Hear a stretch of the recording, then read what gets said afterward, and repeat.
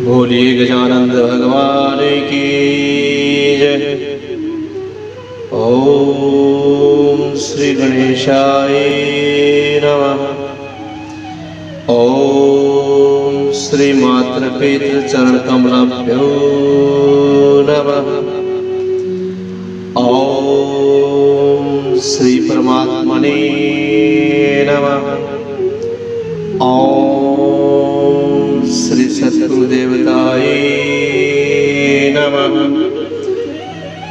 शन्नो मित्राः संवरुणः शन्नो भवतरीयं शन्नो इन्द्रो बृहस्पतिः शन्नो विष्णुवरुक्रम भूतं च भव्यं च सर्वे भूयश्चादितिष्ठति सर्वस्य च केवलं तस्मै ज्येष्ठाय ब्रह्मणे नमः।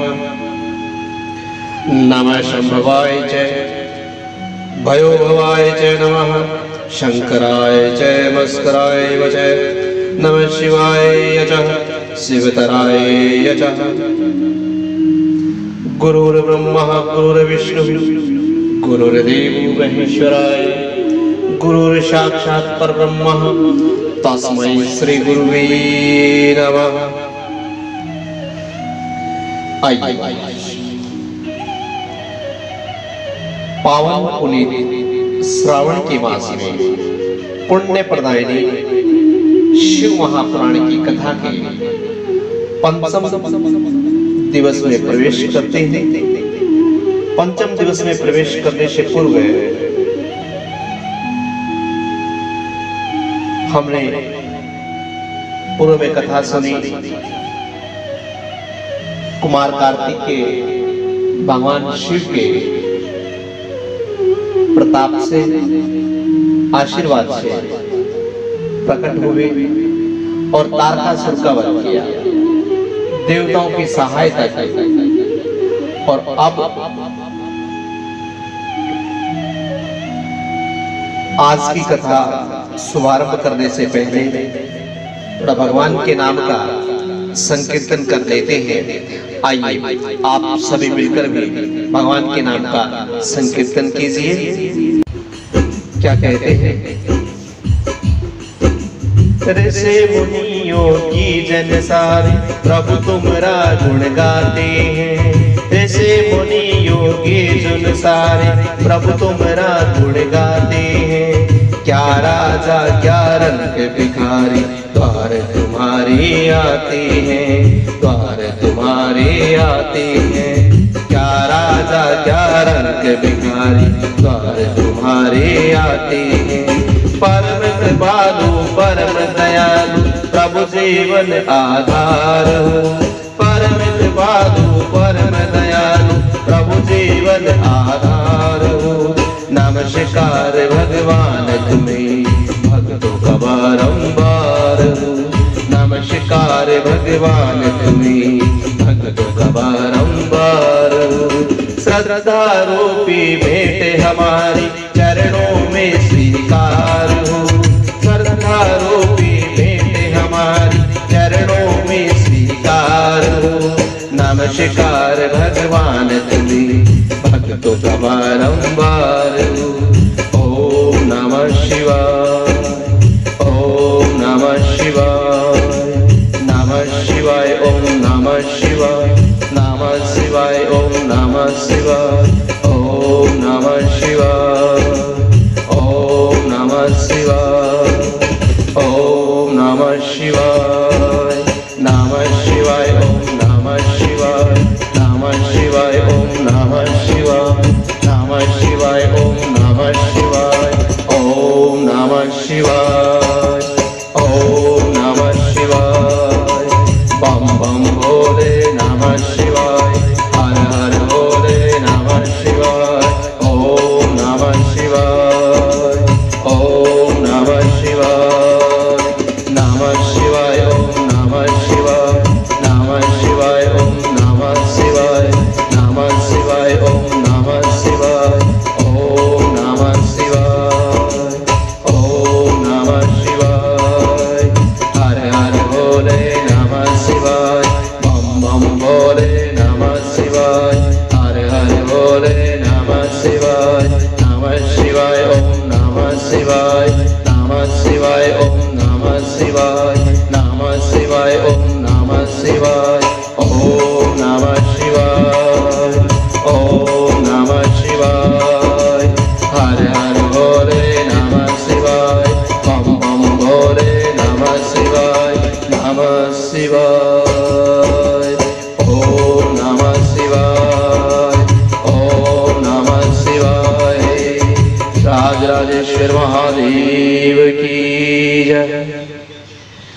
भोलेनाथ भगवान की जय, शिव महापुराण की जय।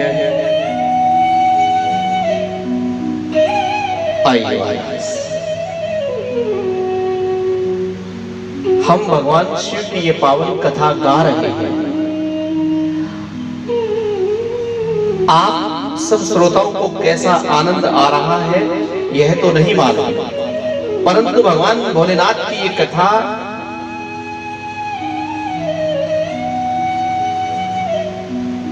हम में से भावपूर्ण कहने का प्रयास किया, और यह कथा कभी भी न समाप्त होने वाले पुण्य को प्रदान करती है। इसी आशा के साथ इस पावन महीने में ये पावन कथा हम गा रहे हैं। अब महाराज शास्त्र कहते हैं, श्रोता वक्ता ज्ञान निधि कथा कही गुण राम। श्रोता वक्ता ज्ञान निधि कथा कहे गुण राम।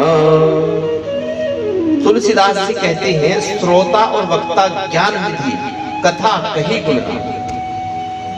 जब श्रोता कथा सुनता है ध्यानपूर्वक और वक्ता कहने में समर्थ हो, भगवान की कथा समझाने में समर्थ हो, तो वह कथा सरल हो जाती है। कही गुण राम। जिस ज्ञान के पढ़ने के लिए ऋषि महर्षि मुनि हिमालयों में जाकर के तप करते हैं, जाते हैं, वो ज्ञान व्यासपीठ से ही सहज प्राप्त हो सकता है। जो ऋषि मुनि हिमालयों में जाकर के तपस्या करते हैं, वही ज्ञान आप कथा सुन करके ले सकते हैं। शास्त्र कहते हैं, वर्षाण सहस्त्रम शतम जीवेम यथा वैद्याम भवेत न योगः। 100 वर्षों तक निरंतर हिमालयों में तप करने के पश्चात जो ज्ञान उन्हें प्राप्त नहीं होता, किन्हें?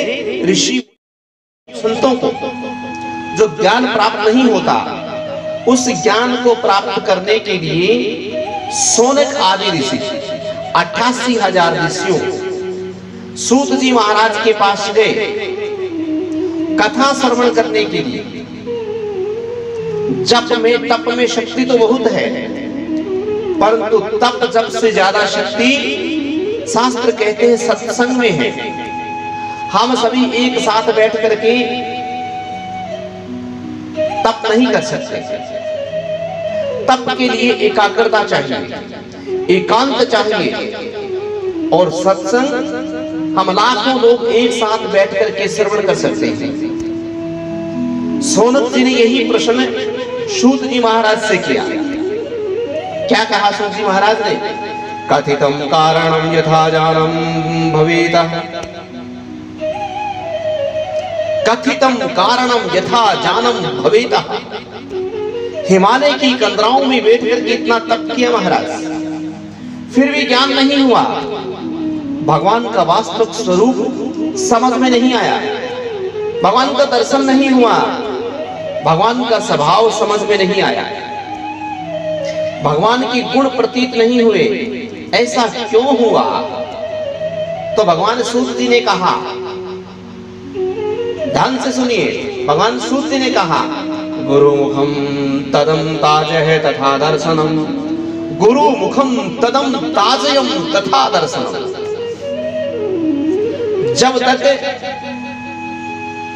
गुरुमुखी से ज्ञान नहीं मिलता, गुरुमुखी से ज्ञान नहीं मिलता, तब तक भगवान का स्वरूप समझ में नहीं आता। गुरु बिना जितनी चाहे कोशिश कर ले, गुरु के बिना जितनी मर्जी तप कर ले, माला रख ले, परंतु भगवान का स्वभाव समझ में नहीं आता। और भगवान का साक्षात्कार ही हमारी इस आत्मा का परम लक्ष्य है। इस आत्मा का लक्ष्य क्या है? परम पिता परमात्मा से मिलना, उनका साक्षात्कार करना। अब महाराज जैसे गंगा मैया है, हम सभी जानते हैं गंगा मैया इस पूरे संसार को पवित्र करती है, सभी को तारती है, सभी का पाप हरती है। और तो और महाराज सही 100 कोस दूर बैठ करके शुद्ध मन से मां गंगा का ध्यान किया जाए और शुद्ध मन से दूर से ही मन से स्नान कर लिया जाए, मनसा स्नान, मन से स्नान कर लिया जाए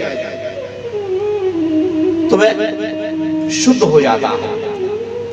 और कहीं दूर बैठ करके मां गंगा का ध्यान किया जाए, उनका तप किया जाए, तो जितने भी अपने पाप हैं वो सब पाप से हम निष्पाप हो जाते हैं, सब पाप धुल जाते हैं। ये गंगा का महत्व है। पर महाराज हम ये कथा जो सुन रहे हैं, ये तो गंगा के पति की कथा है। भगवान गंगाधर जिन्होंने गंगा को अपने जटाओं में संवार के रखा, हम उन भगवान शिव शंकर की कथा सुन रहे हैं, तो क्यों ना भगवान शिव शंकर की कथा सुन करके हम पापों से मुक्त हो सकते हैं। ये सत्य है। और जब गंगा माता पूरे संसार को पवित्र करती है, तारती है, पाप हरती है, और अनंत में वही गंगा माता उस सागर में जाकर के मिल जाती है। ये मां का वास्तविक स्वभाव है। संसार में रहते हुए भी अंत में जो उनका स्वभाव है, लक्ष्य है, वो है समुद्र में मिलना, सागर में मिलना। वैसे ही हमारी आत्मा का और हमारा ये लक्ष्य है कि इस सांसारिक जीवन को जीते हुए, सबकी सेवा करते हुए परम पिता परमात्मा से मिलना ही हमारा लक्ष्य है। अधम जीवम निष्ठम न कर्म घोषिता, परंतु ये मनुष्य भटक जाता है। थोड़ा सा मान क्या मिल गया, अहंकार से मुंह ऊपर हो जाता है। थोड़ा सा पद क्या मिल गया, और ज्यादा ऊपर हो जाता है। और कहीं महाराज पद, स्थान और धन तीनों चीजें मिल जाएं, तो मैं कहता हूं, शास्त्र कहते हैं कि वो इतना अहंकारी और अभिमानी हो जाता है कि वो परमात्मा को भूल जाता है, अपने लक्ष्य से भटक जाता है। मनुष्य को कैसा होना चाहिए? शास्त्र कहते हैं सूर्य के जैसा। सूर्य अपने लक्ष्य को नहीं भूलता, अहंकार नहीं करते, नित्य क्रम उनका काम है। ना सूर्य बढ़ते हैं, ना सूर्य घटते हैं, उनका नित्य काम है रोज सुबह उदय होना, शाम को अस्त होना। चंद्रमा रोज शाम को रात्रि के समय उदय होना, सुबह अस्त होना। वायु निरंतर बहती है, सूर्य, चंद्रमा, वायु, गंगा, ये सब सेवा में निरंतर अपना कार्य कर रही है, लेकिन कभी अहंकार नहीं किया। इसीलिए हम कितनी बार मरे, कितनी बार जन्म हुआ, हम परिवर्तन करते रहे। क्यों? क्योंकि हमने लक्ष्य को प्राप्त नहीं किया। उन सूर्य ने, चंद्रमा ने, वायु ने, आकाश ने, पृथ्वी ने, गंगा ने अपना लक्ष्य पा लिया, इसलिए उन्हें आने जाने का कोई खेद नहीं। लेकिन मनुष्य अपने लक्ष्य से भटक जाता है। अब बड़ के वृक्ष को देखो, जो बड़ का वृक्ष होता है कितना विराट, कितना विशाल हो जाता है, फिर भी वह भटकता नहीं है। बड़ के वृक्ष इतना विशाल होने के बावजूद उसके लंबी लंबी टहनियां आ जाती है, दाढ़ी आ जाती है, नीचे उसकी जो टहनियां गिर जाती है, फिर उसमें से नए पौधे उग जाते हैं, लेकिन फिर भी अहंकार नहीं होता। लेकिन मनुष्य थोड़ा सा फल क्या मिल गया, सम्मान क्या मिल गया, नाम क्या हो गया, ओधा क्या हो गया, अहंकार में भर जाता है। इसलिए उस परमपिता परमात्मा को पाने का जो लक्ष्य है उससे भटक जाता है, क्योंकि परमात्मा श्री हरि नारायण भगवान शिव ओंकार वो कहता है जिसके पास अहंकार है उसके लिए मेरे पास जगह नहीं है। क्या कहता है शास्त्र? परोपकाराय फलंत वृक्षः परोपकाराय दुहा गावः परोपकारस्य वहंतम नित्याम परोपकारस्य इदम शरीरम साधु शरीरम। नदी, गाय, वृक्ष सेवा के लिए पैदा हुए हैं। जैसे ये मानव तन का चोला भी हमें सेवा के लिए ही मिला है, उस परम पिता परमात्मा नारायण की सेवा के लिए पैदा हुआ है ये मानव तन का चोला। जैसे नदी सेवा करती है निरंतर, गाय सेवा करती है निरंतर, वृक्ष सेवा करते हैं निरंतर। कोई अहंकार नहीं, कोई मन में द्वेषता नहीं, तृष्णा नहीं, मोह नहीं, माया नहीं।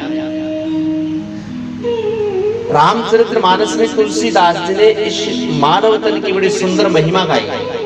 हम और आप सभी रामचरितमानस पढ़ते हैं, सुनते हैं। ध्यान दीजिए क्या कहते हैं रामचरितमानस में तुलसीदास जी महाराज। सुर दुर्लभ सब ग्रंथ ही गावा, सुर दुर्लभ सब ग्रंथ ही गावा, बड़े भाग मानस तन पावा, बड़े भाग मानस तन पावा। सुर दुर्लभ है, ये मानव शरीर देवताओं को भी दुर्लभ है। इंद्र आदि देवता, यमराज, इंद्र, गंधर्व, किन्नर सब ब्रह्मा जी के पास जाकर के कहते हैं हे परमात्मा हमें मनुष्य का तन दे दीजिए। ब्रह्मा जी कहते क्यों क्यों आपको क्या तकलीफ है यहाँ पे? इंद्र कहता है महाराज इस इंद्र लोक में रहकर पता नहीं कब कौन राक्षस आक्रमण कर दे, फिर मुझे भाग करके आपके पास आना पड़ता है। और इन परमात्मा के सबसे पवित्र सबसे उच्चतम मनुष्य तन को देखो, ये कथा सुन रहे हैं और कथा सुन के अपना बेड़ा पार कर रहे हैं, इस भव सागर से तर जाते हैं।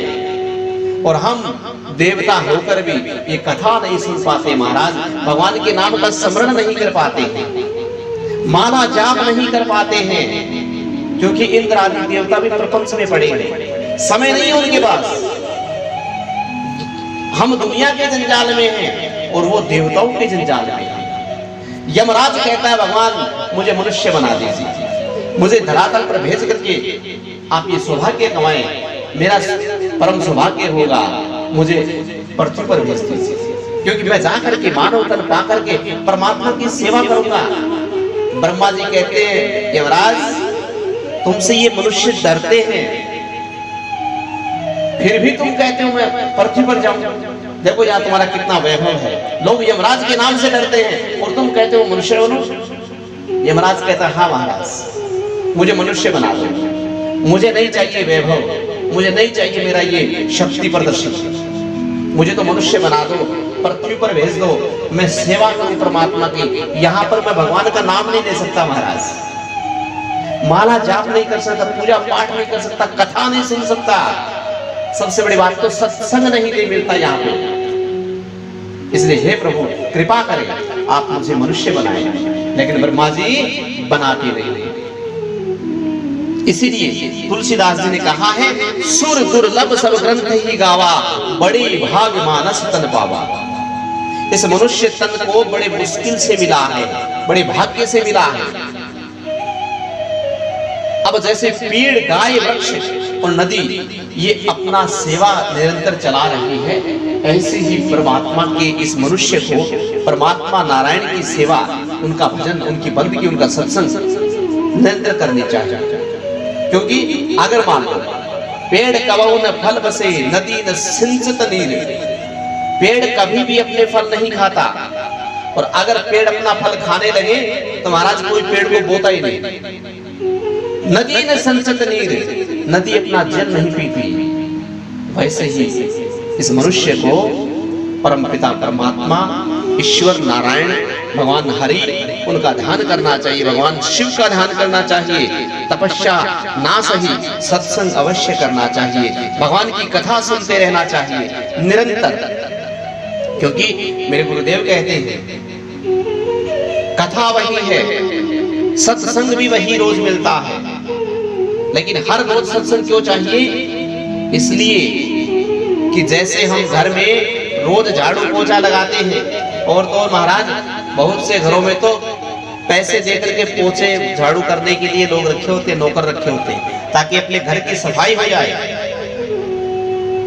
इसी प्रकार से इस मानव तन पर भी कचरा जम जाता है, और उस कचरे को साफ करने के लिए, आत्मा रूपी शीशे को साफ करने के लिए प्रतिदिन नित्य क्रम कथा चाहिए, सत्संग चाहिए। जब वो सत्संग सुनते जाएंगे तो उस कचरे को साफ होता जाएगा। अगर 15-20 दिन, महीना 2 महीना सत्संग ना किया, कथा ना सुनी, तो उस मानव के हृदय पर, आत्मा पर कचरा जम जाता है, और फिर वह कचरा बहुत नुकसान पहुंचाता है। अब महाराज आइए एक छोटा सा भजन। बहुत गई थोड़ी रही अब ये बीती जाए, बहुत गई थोड़ी रही अब ये बीती जाए। मनुष्य के जीवन का कोई पता नहीं। आज जो है उसमें यह सोचना चाहिए कि हमारी बहुत ज्यादा उम्र चली गई है, अब थोड़ी सी बची है। क्योंकि मनुष्य के जीवन का कोई पता नहीं, एक पल का नहीं पता, पल भर की जिंदगानी, एक पल का नहीं पता। अब एक महाभारत का प्रसंग आता है, आपने कथा सुनी होगी महाभारत की, देखी होगी कि जब राजसूय यज्ञ हो रहा था, धर्मराज युधिष्ठिर राजसूय यज्ञ करके अपने आसन पर विराजमान है, तो महाराज सभा चल रही थी, बहुत से देवी देवता पहुंचे थे, भगवान कृष्ण भी बैठे, सभा चल रही थी। इतने में एक याचक आ गया भिक्षा मांगने के लिए, और कहा महाराज धर्मराज आपने राजसूय यज्ञ किया है, सफल हो गया, भिक्षा दीजिए। अब महाराज युधिष्ठिर जो है वो सभा के बीच में व्यस्त है, और कह देते हैं कि हे याचक आप कल आ जाइए, कल आपको मैं जो मांगोगे दे देंगे, आज मैं थोड़ा व्यस्त हूं। इतने में भीमसेन ने शंखनाद कर दिया, विजय शंखनाद कर दिया। सारे सभासद चौंक पड़े, ये क्या हुआ? धर्मराज युधिष्ठिर ने कहा भीम एक विजय शंख किस बात का? विजय नाद आपने बजाया, क्या हुआ? तो धर्मराज से भीमसेन कहते महाराज आपने कल को जीत लिया, इसलिए मैंने विजय नाद किया है। आप कल जानते हो कि कल जीवित रहोगे। भगवान कृष्ण ने भी युधिष्ठिर को बहुत डांटा, बहुत समझाया कि हे धर्मराज तुमने याचक को ऐसे क्यों कहा कि कल आ जाना? क्या तुमने निश्चित कर रखा है कि कल तुम जीवित रहोगे, या कल तुमने देखा है? धर्मराज को बड़ा अचंभा हुआ, अपने आप में प्रायश्चित करने लगे, दौड़ करके गए, उस याचक को दोबारा बुलाया, क्षमा प्रार्थना की, और उन्हें जो देना था दक्षिणा दी, उन्हें भिक्षा देकर के विदा किया। कहने का भावार्थ ये कथा समझाती है, काल करे सो आज करे, आज करे सो अब, पल में प्रलय होएगी, फिर करेगा कब? जो करना है सो कर दीजिए। भगवान के नाम का सिमरन का कल का नहीं। अब क्या कहते हैं सर? बीत गए सो जाने दे, अब शेष बची क्यों खोता है, अब शेष बची क्यों खोता है। क्या कहते हैं सर? क्या लेके आया बंदे, क्या लेके जाएगा, क्या लेके जाएगा, दिन की जिंदगी है, 2 दिन का मेला। 2 दिन की जिंदगी है, 2 दिन का मेला। क्या लेके आया बंदे, क्या लेके जाएगा, क्या लेके जाएगा। 2 दिन की जिंदगी है, 2 दिन का मेला। 2 दिन का मेला। क्या कहते हैं संत? क्या लेके आया बंदे, क्या लेके जाएगा, क्या लेके जाएगा। 2 दिन की जिंदगी और 2 दिन का मेला। 2 दिन की जिंदगी है, 2 दिन का मेला। क्या लेके आया बंदी, क्या लेके जाएगा, क्या लेके जाएगा। 2 दिन की जिंदगी है, 2 दिन का मेला। 2 दिन की जिंदगी है, 2 दिन का मेला। आया बंदे मुट्ठी बांधे, आया बंदे मुट्ठी खोल जाएगा, मुट्ठी खोल जाएगा। 2 दिन की जिंदगी है, 2 दिन का मेला। 2 दिन की जिंदगी है, 2 दिन का मेला। क्या लेके आया बंदे, क्या लेके जाएगा, क्या लेके जाएगा। 2 दिन की जिंदगी है, 2 दिन का मेला। मोह माया में फंस के, मोह माया में फंस के पाप से जोड़ लिया, पाप से जोड़ लिया। कर्मों की जंजीर न तोड़े, प्रभु से तोड़ दिया। कर्मों की जंजीर न तोड़े, प्यार प्रभु से तोड़ दिया। क्या लेके आया बंदे, क्या लेके जाएगा, क्या लेके जाएगा। 2 दिन की जिंदगी है, 2 दिन का मेला। 2 दिन की जिंदगी है, 2 दिन का मेला। आया है सुझाएगा राजा रंग फकीर रे, राजा रंग फकीर रे। कोई सिंहासन चले और कोई बने जजीर रे, कोई सिंहासन चढ़ चले, कोई बने जजीर रे। क्या लेके आया बंदे, क्या लेके जाएगा, क्या लेके जाएगा। 2 दिन की जिंदगी है, 2 दिन का मेला। इसी प्रकार से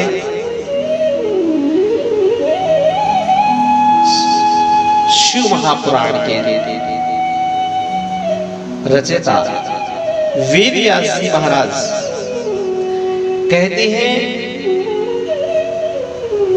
योग के साथ अगर भोग किया जाए तो वह उचित है। योग के साथ भोग किया जाए तो वह उचित है। योग का मतलब होता है प्लस, जोड़ना, कुल योग। हम लिखते ना कई बार कुल योग, योग मतलब जोड़ना। और भोग का त्याग जब कर देते हैं योग के साथ तो भगवान से योग हो जाता है, भगवान से जुड़ जाता है इंसान। अब वेद व्यास जी महाराज कहते हैं, आहार शुद्धि बहुत जरूरी है। आहार मतलब भोजन, भोजन की शुद्धता हमारे ग्रंथों में, शास्त्रों में, वेदों में बताई गई है। तो आहार की शुद्धि बहुत आवश्यक है। जिनका आहार खराब है उनका सब कुछ खराब है, पूरा जीवन खराब है। इसलिए आहार बहुत शुद्ध होना चाहिए। आज मां पार्वती ने जगत कल्याण के लिए, देवताओं के रक्षण के लिए, अपनी रक्षा के लिए भगवान गजानन को उत्पन्न करना चाहती है। मां पार्वती ने अपने महल के दरवाजे बंद कर दिए। अब अच्छे पुत्र के लिए माँ को क्या करना होता है? पुत्र अगर अच्छा हो जाए तो उसके लिए माँ को क्या करना चाहिए? कल हमने कथा सुनी, भगवान शिव ने कार्तिक के महाराज को जन्म दिया और आज मां पार्वती गणेश जी को जन्म दे रही है। आज भगवान का गजानन जी का जन्म उत्सव मनाएंगे। गतम द्वारम कदम गत्वा, मां पार्वती ने दरवाजा बंद कर दिया।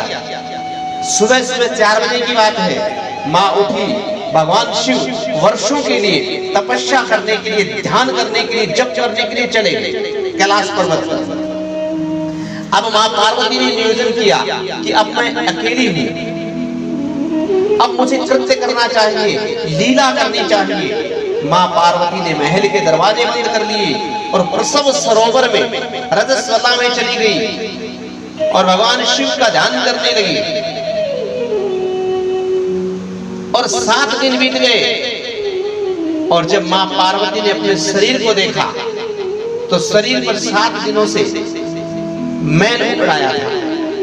मां पार्वती ने अपने पूरे शरीर को मथा, मालिश की और उस मलने से जो मैल निकला, उस मैल को अपनी एक हथेली पर रख लिया और उस हथेली पे रखे हुए मैल के बालक का आकार दे दिया, अर्थात एक बालक बना दिया। भगवान गणेश जी की रचना की मां पार्वती ने, क्योंकि मां जग की माता है, विधाता है, जिसे हम बहमात्री कहते हैं। वेद लिखती है, अपने सभी की बुद्धि लिखती है, जन्म से पूर्व सब कुछ लिख देती है। भगवान गणेश जी की रचना की मां भगवती ने अपने जैसा सुंदर स्वरूप दिया। मां पार्वती ने अपना रूप दे दिया भगवान गणेश जी को और अपना रूप देकर के मां ने उस बालक की जो मूर्ति बनाई, जो प्रतिमा बनाई, उसमें प्राण प्रतिष्ठा की। अनुष्ठान कर रही है मां पार्वती, प्राण वायु डाल रही है और प्राण प्रतिष्ठा करने के बाद मंत्र उच्चारण द्वारा उस बालक की प्रतिमा को चेतन कर दिया। और बालक ने सबसे पहले अपनी मां को देखा, अर्थात भगवान गणेश जी तैयार हो गए, चेतन हो गए।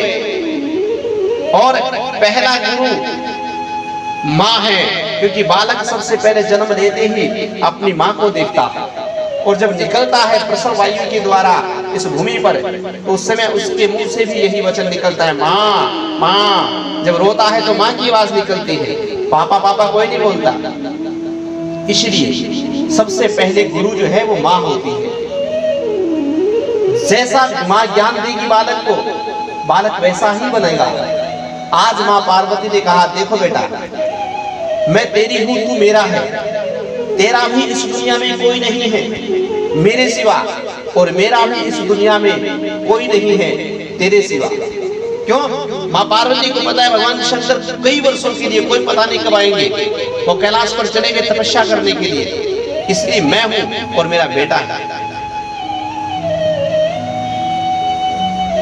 अब महाराज मां पार्वती ने भगवान गणेश जी को कहा, तू मेरा है, मैं तेरी हूं, मेरा इस दुनिया में कोई नहीं है तेरे सिवा, और तेरा भी इस दुनिया में कोई नहीं है मेरे सिवा। इसलिए मैं जो कह रही हूं वही सुनना और वही करना, और किसी की ना सुनना ना किसी की मानना।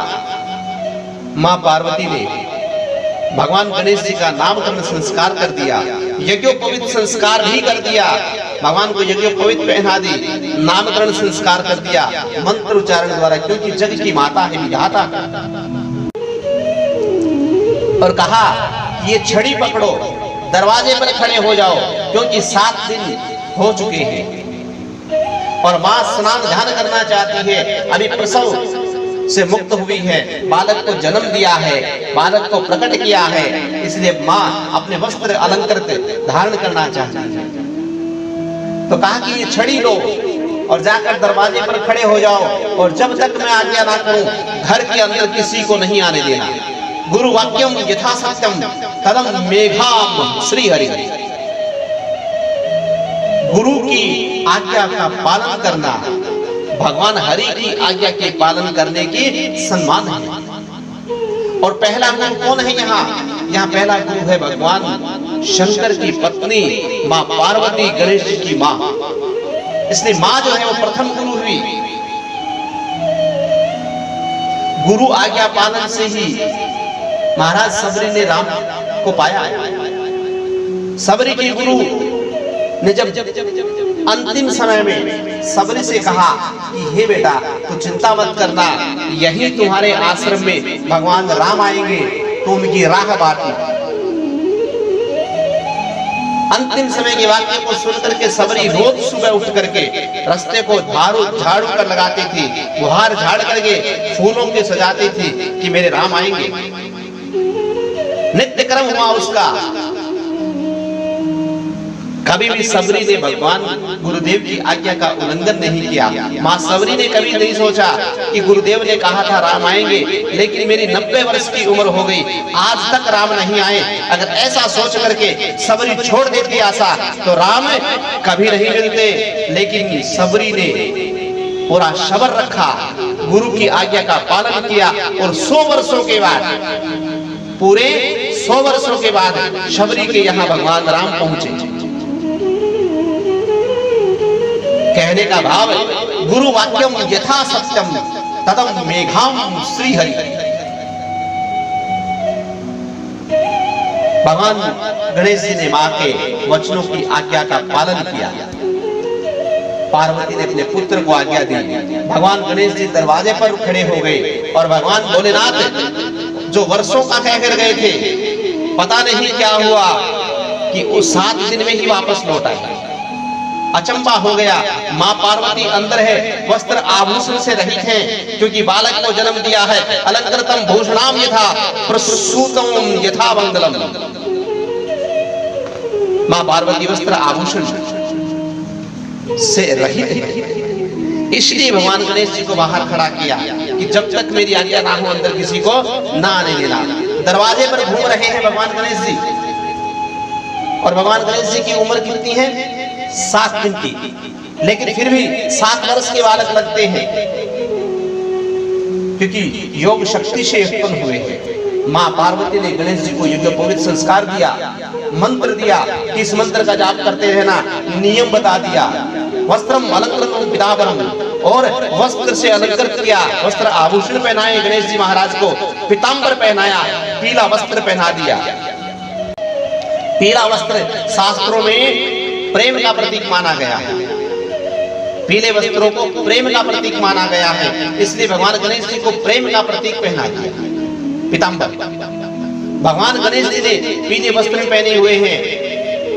भगवान शिव ने जब गणेश जी को देखा, इतना सुंदर बालक, भगवान शिव ने नंदी से कहा कि जाओ इस बालक को पूछो ये कौन है और हमारे पास लेकर के आओ। भगवान आकर्षित हो गए बालक की तरफ। अब इतनी भक्ति होनी चाहिए गुरु के प्रति कि लोग अपने आप आकर्षित हो। आपको चल करके राम राम बोले, चल करके राधे राधे बोले, पता चले कि हाँ आपकी भक्ति, आपकी गुरु आज्ञा, गुरु कृपा, प्रभु कृपा आप पर है। और जिस दिन बिना कहे कोई अनजान व्यक्ति आपको राधे राधे, जय सिया राम, ओम नमः शिवाय जो भी है वो आपसे बोलने लगे, बिना जाने बिना पहचाने, आपका सम्मान करे, अनजान हो तो भी आपका सम्मान करे, तो मान लीजिए आप पर भगवान की कृपा है, आप पर गुरुदेव की कृपा है, आप गुरु आज्ञा में रहते हैं। इसी प्रकार से भगवान शिव आकर्षित हुए और कहा कि इस बालक को मेरे पास लेकर के आओ। नंदी महाराज गए, जाकर के गणेश जी को कहा कि तुम कौन हो। भगवान गणेश जी ने देखा और भगवान गणेश जी ने कहा तुम कौन हो। नंदी ने कहा शर्म नहीं आती, हम तुमसे उम्र में बड़े हैं और तुम मुझे तुम कह रहे हो। भगवान गणेश जी देखते रहे। फिर नंदी ने पूछा बोलो तुम कौन हो। भगवान गणेश जी ने कहा कि तुम कौन हो। क्योंकि जब बालक छोटा होता है तो बालक के सामने जैसी बात करोगे प्रत्युत्तर वैसा ही देगा। बालक को पा कहना सिखाओगे तो बालक पा बोलेगा, बालक को माँ बोलोगे तो बालक माँ बोलेगा। इसी प्रकार से गणेश जी भगवान मात्र 7 दिन के हैं और 7 वर्ष के लगते हैं। नंदी ने कहा कि देखो भाई तुम्हारा नाम क्या है? तो भगवान गणेश जी कहते तुम्हारा नाम क्या है? नंदी महाराज सोचते बड़ा ढीठ बालक है, प्रत्युत्तर नहीं दे रहा। तो कहते हैं कि ये जिस जहां पर तुम खड़े हो ये जो महल है ये मेरे स्वामी भोलेनाथ का है, हट जाओ साइड से। लेकिन भगवान गणेश जी हटते नहीं है। नंदी जाकर के भगवान शिव से कहते महाराज छोड़ो उसको, जिसको आप इतना आकर्षित सोच रहे हो वो तो बड़ा ढीठ बालक है, बात नहीं मानता कुछ भी। भगवान भोलेनाथ कहते हैं ऐसा नहीं है नंदेश्वर, बालक जो होते हैं वो थोड़ी कच्ची बुद्धि के होते हैं, उनको मालूम नहीं होता, लेकिन मन बड़ा सुंदर होता है और यह बालक तो वैसे बहुत सुंदर है, इसलिए दोबारा जाओ ये लड्डू लेकर के दो उसे प्रसाद के रूप में और उसको मेरे पास लेकर के आओ। नंदी महाराज जाते हैं और गणेश जी भगवान को कहते हैं लो महाराज ये प्रसाद पाओ और चलो मेरे भोलेनाथ आपको बुला रहे हैं। नंदीश्वर महाराज की बात सुन के भगवान गणेश जी कहते हैं मुझे नहीं खाना तुम्हारा लड्डू। क्यों? नंदीश्वर महाराज ने क्या क्यों नहीं खाना? मेरे भोलेनाथ ने दिया है। तो कहा मैं किसी भोलेनाथ को नहीं जानता और मैं जब तक मेरी माँ की आज्ञा का पालन नहीं करता, जब तक मैं मेरी माँ की आज्ञा नहीं होगी तब तक मैं किसी के हाथ से कुछ खाने वाला नहीं हूँ, क्योंकि मेरी माँ ने कहा है इस संसार में मेरा कोई नहीं है और ना मेरी माँ का कोई है, इसलिए आप जाइए। अब जाकर के नंदीश्वर भगवान भोलेनाथ कहते महाराज वो प्रसाद नहीं दे रहा। भोलेनाथ फिर वापस आते हैं, शम आते हैं और नंदीश्वर को कहते तू बात कर। नंदीश्वर महाराज फिर बात करते हैं कि हे महाराज आप बालक तुम कोई भी हो कैसे भी हो, लेकिन ये जो महल है ये मेरे भोलेनाथ का है, इसलिए आप रास्ता छोड़ दो, भोलेनाथ को अंदर जाने दो। भगवान गणेश जी कहते नहीं ये किसी भोलेनाथ को नहीं जानता, ये मेरी माँ पार्वती का घर है और मैं पार्वती का बच्चा हूँ, उनका बालक हूँ, बेटा हूँ। भगवान शिव जी आश्चर्य में पड़ गए कि 7 दिन में ये बेटा कहाँ से पैदा हो गया। भगवान भोलेनाथ की ये कथा हम कल श्रवण कराएंगे, आज की कथा को यही विश्राम देते हैं। इसी के साथ हर हर महादेव, बोलो पार्वती पते हर हर महादेव, बोली शिव महापुराण की जय। जय जय श्री राधे, जय